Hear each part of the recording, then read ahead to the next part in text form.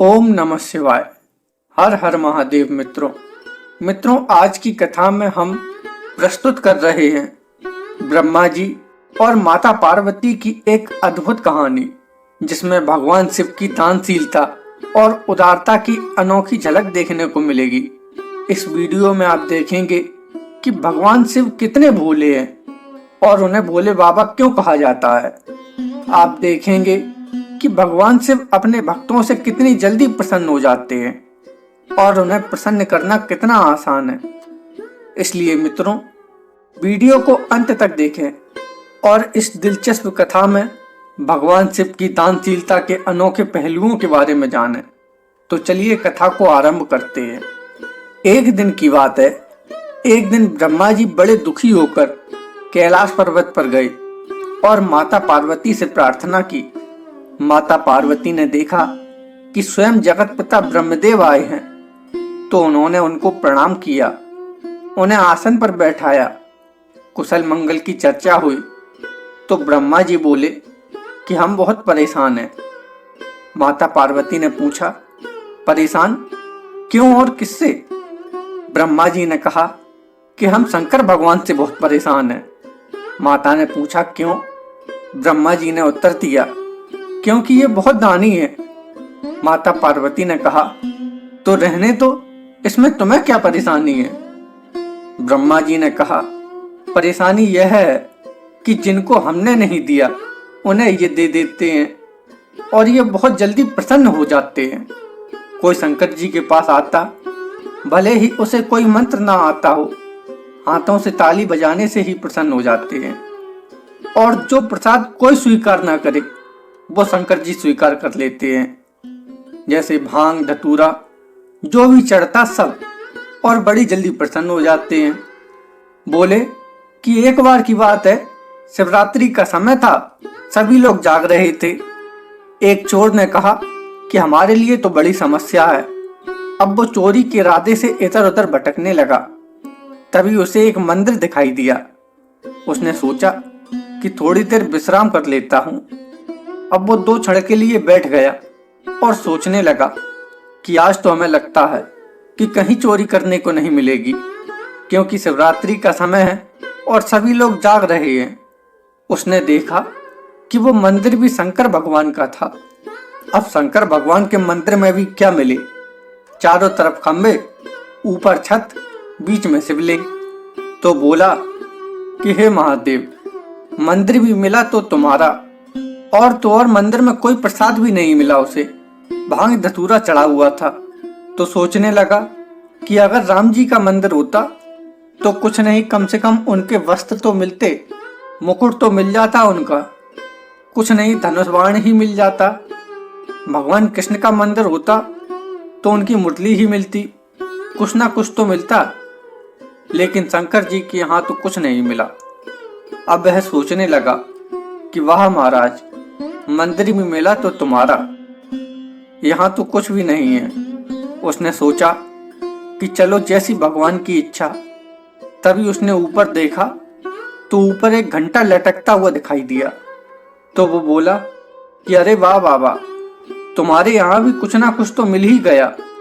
अब उसने सोचा कि ये घंटा उतार ले। अब वो घंटा उतारने को बहुत प्रयास करने लगा, लेकिन हाथ ना पहुंची। अंत में उसने निश्चय किया कि शिवलिंग पर खड़ा हो जाए।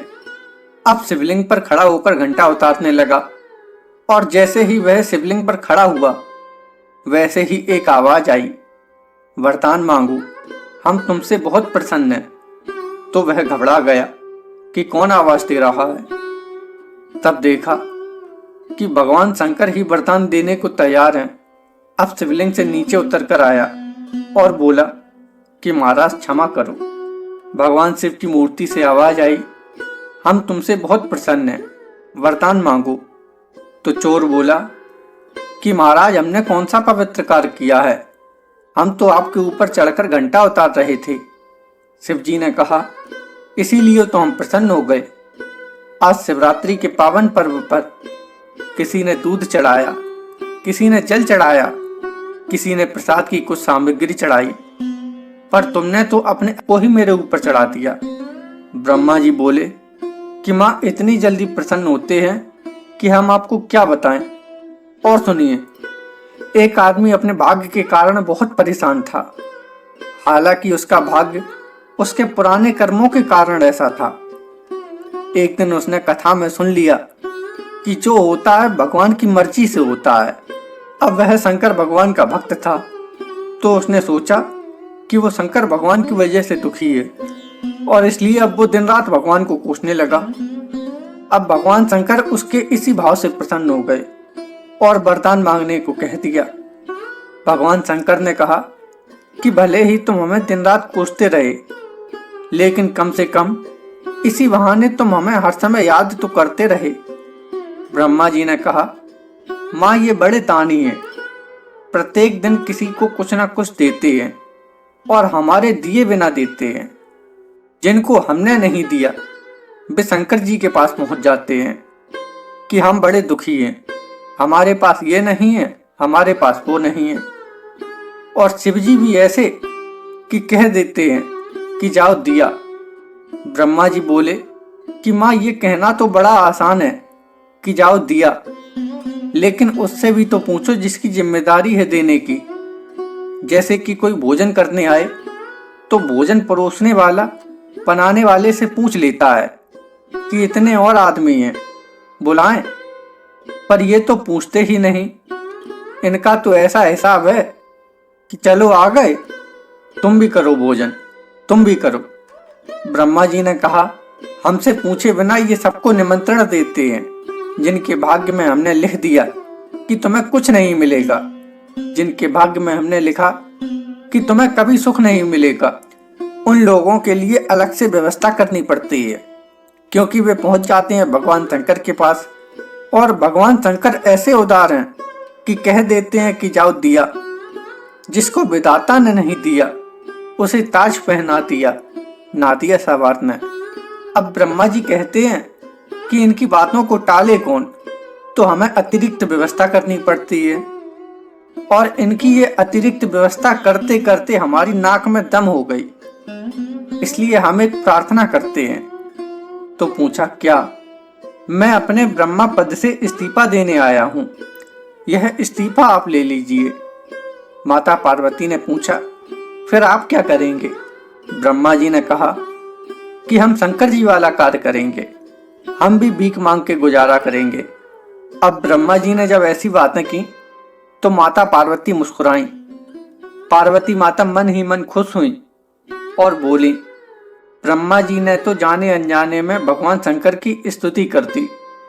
उन्होंने ब्रह्मा जी को समझाया कि आप चिंता ना करें, भगवान शंकर तो ऐसे ही हैं और इसीलिए तो उनके भक्तगण उन्हें भोले बाबा के नाम से पुकारते हैं। तो मित्रों, ऐसे हैं हमारे भोले बाबा।